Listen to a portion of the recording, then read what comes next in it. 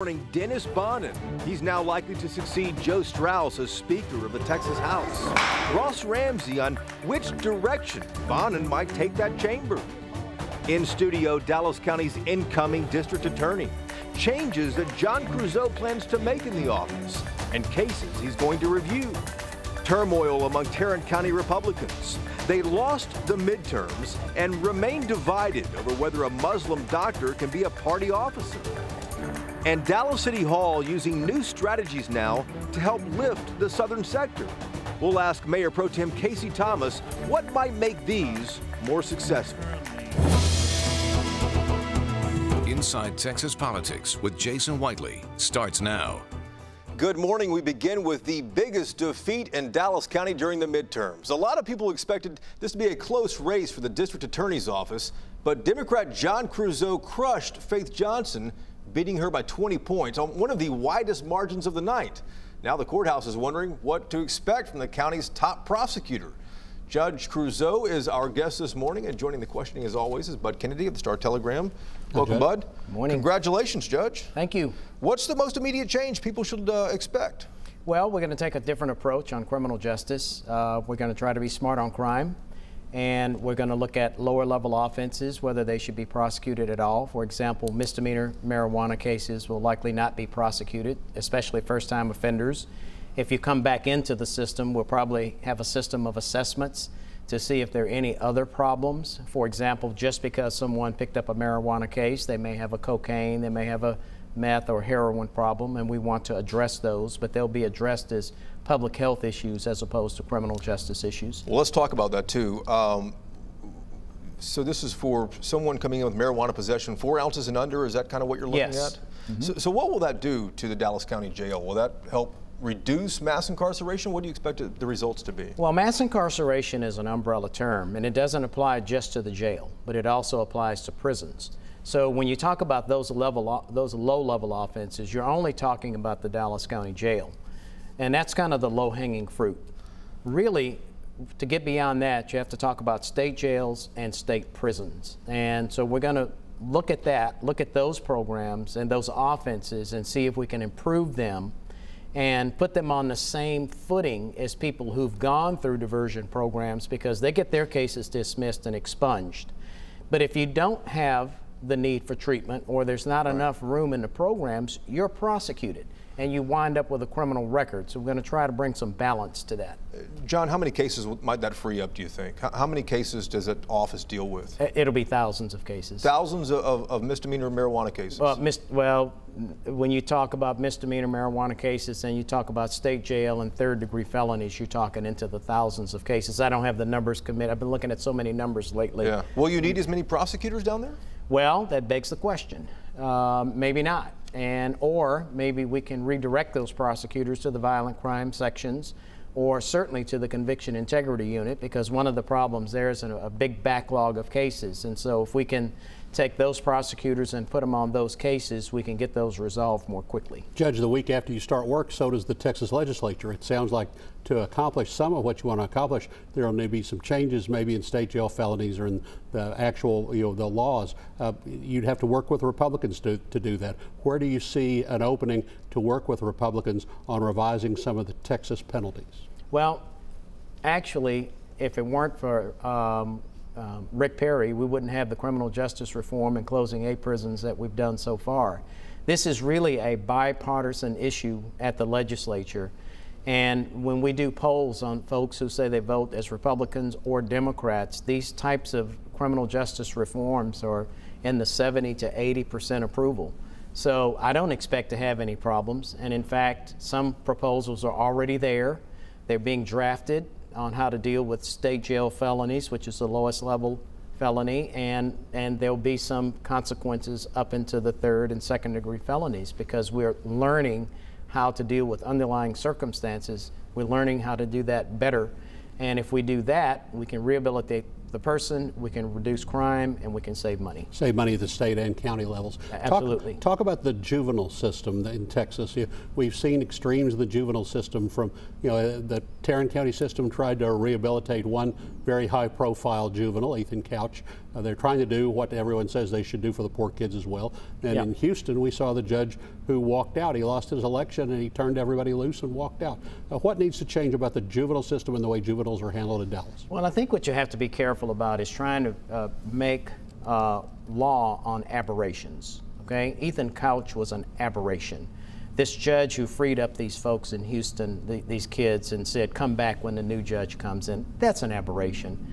And, you know, poor judgment on my part.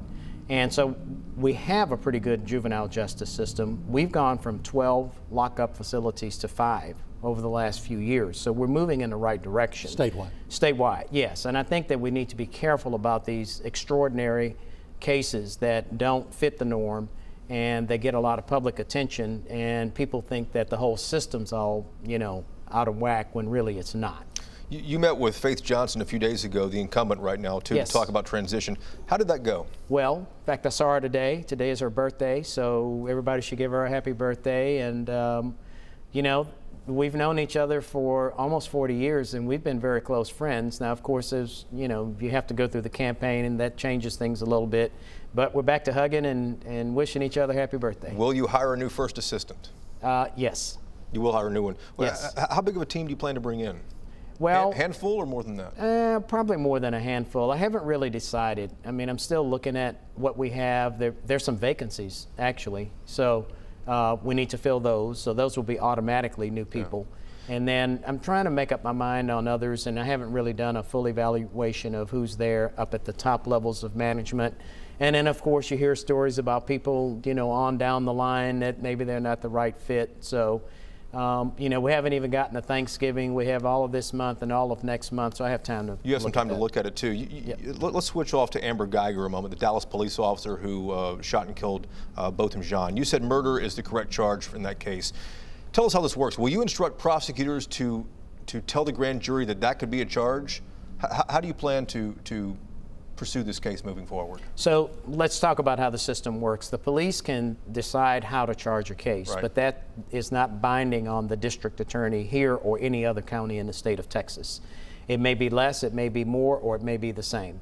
And so in this case, based on what I know, and that's from you guys, because what you all have reported, nothing else has gotten out into the public airways, so to speak, I think that murder would be the most appropriate charge under the circumstances, but I don't know everything.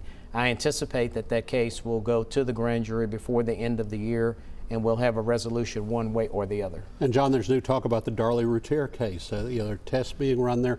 Are you still confident that she's guilty beyond a shadow of a doubt? Final seconds here. Well, beyond a reasonable doubt. Reasonable doubt. I don't know. I don't know enough about that case. It was going on when I was a judge. It was in the court next to me, but then it was tried in Kerrville, so I really don't know much about it. All right, Judge John Creuzot, the incoming Dallas County District Attorney. Congratulations. Thanks for coming in. Thank you. You are looking at who is presumed to be the next Speaker of the Texas House. Dennis Bonnen said last week that he has the votes to take the gavel when the legislature reconvenes in January. He's from Angleton, south of Houston, and the big question now, what should we expect when he ascends to power? Ross Ramsey is the co-founder and executive editor of the Texas Tribune in Austin for us, as always. Good morning to you, Ross.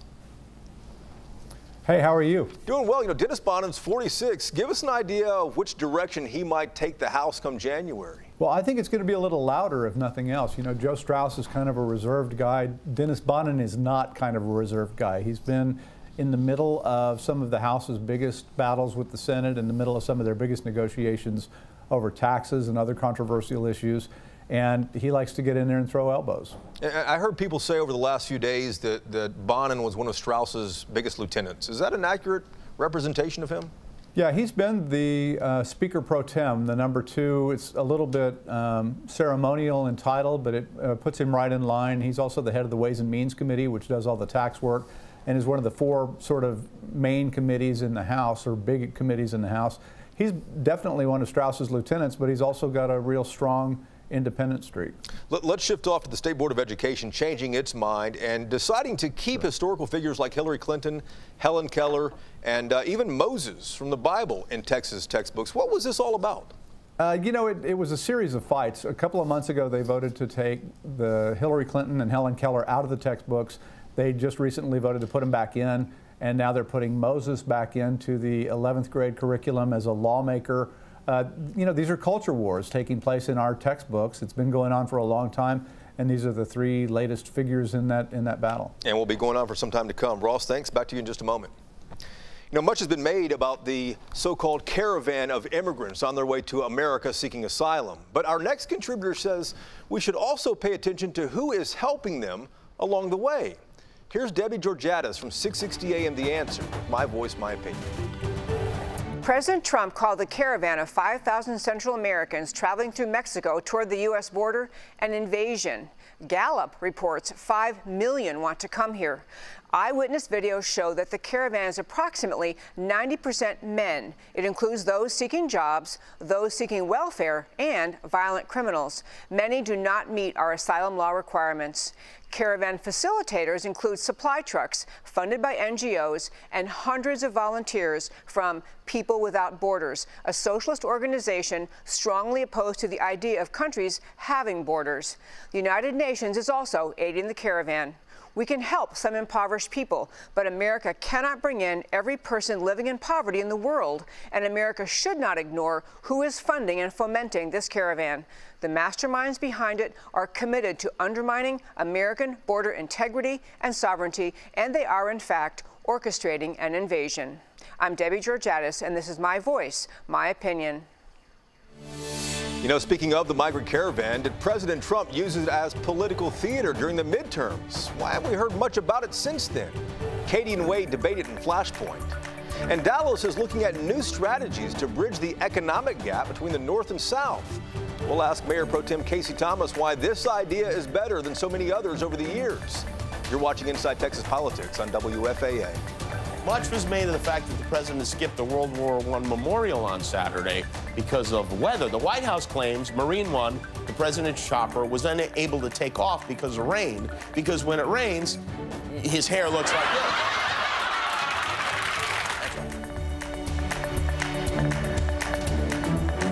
Dripping faucets, clogged sewer lines, or a water heater that stops heating. Berkey's licensed plumbers can take care of any plumbing problem that you might have. They'll tell you in advance what your job will cost, and that price and the work is guaranteed. That's peace of mind. That's Berkey's. Wait, what? Everyone's excited about the Chevy vehicles at the Chevy Black Friday sales event. I could get used to this. Wow. And you will be too when you get 0% financing on our award-winning Chevy cars, trucks, and SUVs. How is that even possible?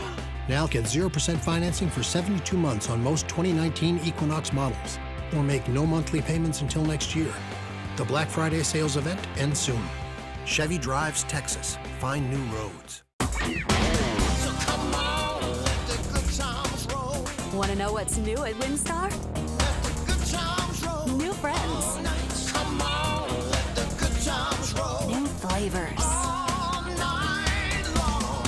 And most of all, new ways to play.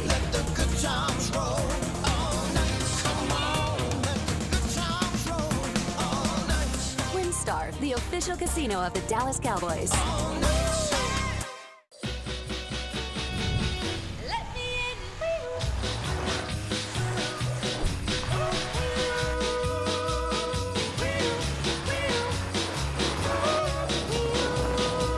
'Tis the season for sibling rivalry, and these siblings have been very good.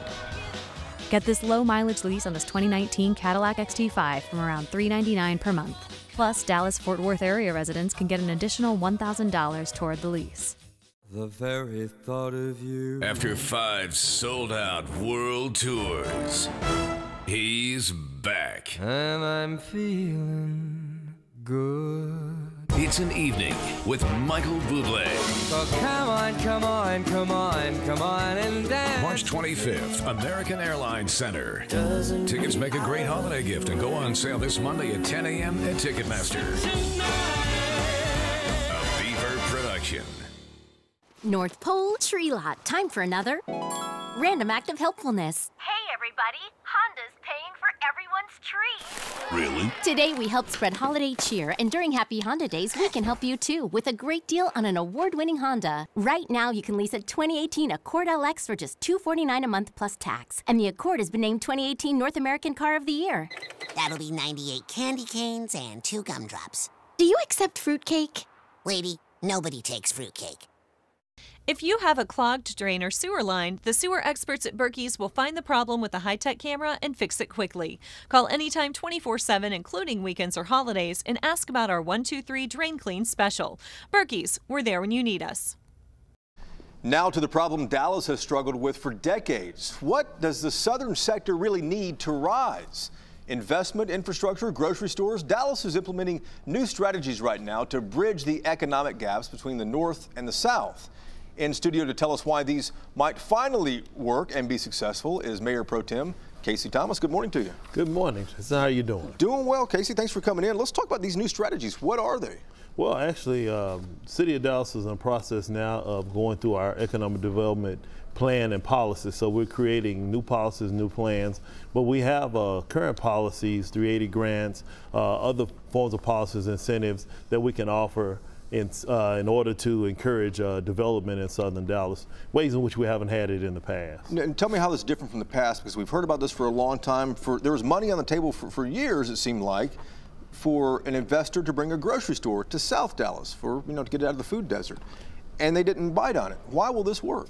Well, why the work is we're seeing private investment in southern Dallas and in West Dallas, over $425 million just this year in private investment in southern Dallas and West Dallas. So people are starting to see that there's money to be made, there are opportunities in southern Dallas and District 3.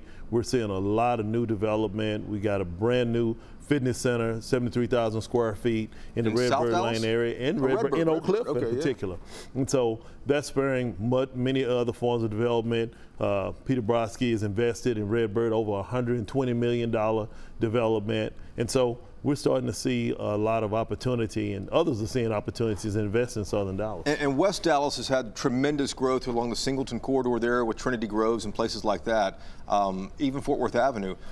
South Dallas has, in all fairness, has had a lot of new development down there people just don't realize. How will the new management of Fair Park increase this, do you think? Well, I think with the new management of Fair Park First, there's been a commitment for investment not only in southern Dallas, but to provide opportunities for employment for residents in the South Dallas Fair Park area, which is going to get a lot of people out of, break the cycle of poverty for a lot of people who live in the South Dallas area. So as the development comes along, the residents will benefit from that development. We expect that to stretch all the way into Oak Cliff and in the Southwest Dallas, an area where I represent. And that's a good point, Mayor Pro Tem, too, about investment's one thing, but finding people who live their jobs is completely different. Is this investment bringing jobs, or do you hope it brings jobs? Well, it's bringing jobs. Also, in our incentive packages now, we're including local employment, employing and providing opportunity for those who live in the area to be employed, to get those job skills that they need in order to be able to have a living wage and be able to take care of their families. $425 million in the southern sector. Congratulations on that, and good luck for the rest of it. Thanks a lot. Thank you very much. Just before the midterms, President Trump sounded the alarm about that so-called caravan of asylum seekers, but he really hasn't said much since then. So were we duped into political theater? From the right, Wade Emmert, the former Dallas County Republican chairman, and from the left, author and producer Katie Sherritt. Thanks, Jason. In the week before the election, President Trump deployed more than 5,000 U.S. military troops to our southern borders. He did so to protect us, he said, from an imminent invasion of terrorists and criminals and drug smugglers. And he was quite definite about how imminent this threat was. He was referring to a caravan of asylum seekers who at the time were like 1,000 miles away from our border. In the wake of the election, he's been really silent about this. So Is it time to end this political theater and redeploy these assets to a place that might actually affect our national security? Well, it certainly affects our national security where they are right now. There is more than 2,000 of these asylum seekers that are descending on the Texas border. Right now, many of them are in Tijuana, more or farther out. Some of these may be wonderful people, others may not be so wonderful. What President Trump is doing is not unlike what many other presidents have done, Democrats and Republicans. In fact, every president since George H.W. Bush has used the military to support border operations. And it was a mistake then, and it's a mistake now. I think the Custom and Border Protection Services are well equipped to do this, and they're the only body that have the law enforcement authority to do it. Everyone else is there in a support capacity, so we have highly trained military troops stringing accordion wire and setting up tents for them to live in. I think it's a waste of highly trained military assets. Well, look, the border it's a big border. We've got 1,500 troops in California now, 1,500 in Arizona, 2,800 in Texas. Entirely appropriate for a president to use military forces to protect our border. You know, we've got 2,000 people coming in, no telling what they want to do. They want to come to our country illegally. Totally appropriate. Open borders do not work. We need to secure them. Nobody's asking for open borders. From the left, Katie Sherrod. From the right, Wade Emmert. Tarrant County Republicans are divided over whether a Muslim man can be a party officer. Can the party survive, though, heading in this direction? It's one of our topics next on the Roundtable. It's Black Friday at Conn's Home Plus. Doorbusters start Thursday at 5 p.m. and Friday at 8 a.m. Save up to 45% on appliances, plus an extra 10% when you buy 3. Get the lowest payment tailored to you. Make it happen at Conn's Home Plus.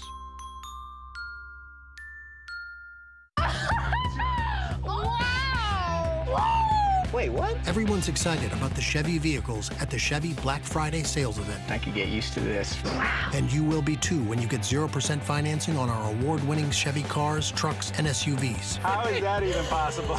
Now get 0% financing for 72 months on all 2018 Silverado pickups. Or make no monthly payments until next year. The Black Friday sales event ends soon. Chevy drives Texas. Find new roads. Hey, Michelle. Oh, quite the haul. I know. Well, as a certified packing expert, you can trust me with all these. I thought the UPS store just did shipping. We do boxing, addressing, labeling, sizing, custom boxing, delivering, sorting, receiving, packaging, and of course, shipping. All yours. I should flag a cab. I'll take you. I'll start the car. For packing and shipping and every other aim you'll need this holiday, trust your gifts to the UPS store. Time for a change. Bring in your gently used current fashions, shoes, handbags, and accessories to Clothes Mentor and receive cash on the spot. Clothes Mentor buys all major styles, brands, and looks for all your changing ways. So whether the season changes, your job changes, or you just change your mind, bring in your items to Clothes Mentor to put some cash in your pocket. Change is fun when you shop at Clothes Mentor. Clothes Mentor. Like the look, love the price. All of us at Freed's Furniture have one final thing to say. Thank you! After 80 years, Freed's Furniture in Dallas and Plano is going out of business forever. All fine furniture, mattress sets, fine leather, and more must be liquidated immediately at sacrifice prices. All the warmth and beauty of a fine Oriental rug is yours at a whopping 65% off. Hurry in today for remarkable savings at Freed's Furniture. We're closing the doors and going out of business forever. Thank you for 80 fabulous years. You don't look a day over 79. Thanks, Dad. I did some early shopping this year. One for you, one for me. I love it. I got us a little something, too. Yeah? Yep. One for you, and one for me. I love it. Oh, actually, that was supposed to be for me. I love it. And I love that you love it. I love it. I like red. Step up to GMC and get over $4,500 total value on this 2018 Terrain SLT. We are professional grade GMC. Every rider has a story. For some, it takes an unexpected turn. But you don't have to face it alone. We're the first call riders make when they're injured. If you're injured in a motorcycle accident, call 1-800-LAW-TIGERS, Texas Motorcycle Lawyers. This is Inside Texas Politics with Jason Whiteley on WFAA. Time now for Reporters Roundtable to put the headlines in perspective. Ross, Bud, and Bernadine, Channel 8's political producer, are here each week as always. Ross, will start with you and the presumed Texas House Speaker Dennis Bonnen. He is from outside Houston. Dan Patrick is from Houston. Greg Abbott lived in Houston for a while. Is DFW losing clout down in Austin? You know, I don't know that they're losing clout, but they missed an opportunity to gain some clout. Joe Strauss, the outgoing speaker, is from San Antonio, so Dallas wasn't in the old formula of San Antonio, Houston, Houston. Now we've gone to Angleton, which is ex-urban Houston. Dallas doesn't advance here, but it didn't fall back any. Dallas isn't advancing. You know, Joe was from San Antonio, but Speaker Strauss worked with DFW, particularly San Antonio's water needs, and the Texas water plan were something DFW fought for very badly. It's just a matter of that our Dallas, with Dallas blue and Fort Worth kind of turning purple, you know, who's going to be the Republican who connects Dallas-Fort Worth to the leadership in Austin? And Bernadine, who is that Republican? Well, you know, that's a question. Maybe Jane Nelson. And another loss for us was Connie Burton, because although she might have been viewed as to the extreme right, she did have the ear of leadership. So we're going to have to do a lot of makeup. Now, the Democrats did gain seats, but in terms of clout, North Texas and DFW did lose. And Ross, Jane Nelson, Connie Burton, who else might kind of fill that role now? You know, you've got a couple of statewides that are still in office. Ken Paxton, the Attorney General, is from Collin County. George P. Bush, the Land Commissioner, is from Tarrant County. So, you know, DFW is not getting ignored here. They just missed on the speaker's race.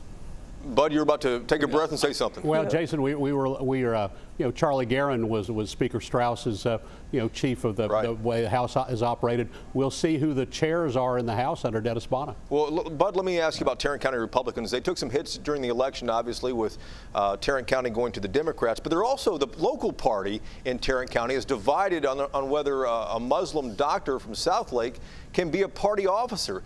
Can the party survive with division like this? Well, this is a real split in the party. It's been going on for a long time, but it's gotten worse. You have some of the Republicans who are real John Birch, Eagle Forum Republicans who believe that only Judeo-Christians should be in leadership roles. It hasn't been that big of an issue in Tarrant County. There are, you know, Dr. Perwani, the medical examiner, is an American Muslim, but they've started to bring it to the forefront now. You have this very conservative city councilman in Southlake, Shahid Shafi, and they're saying that he shouldn't be a vice chair. Bernadine, you wanted to chime in. Yes, because this just feeds into the perception or belief by some that the Republican Party is not inclusive. And to showcase something that appears to be prejudicial or such a bigotry is not good for the party. And Ross, inclusiveness is the question I have as well, too. The party, even Dan Patrick has talked about over the years being more inclusive. It seems like the last election might have suggested they need to be more inclusive. Is this a lesson the party's not learning, at least locally here in Tarrant County?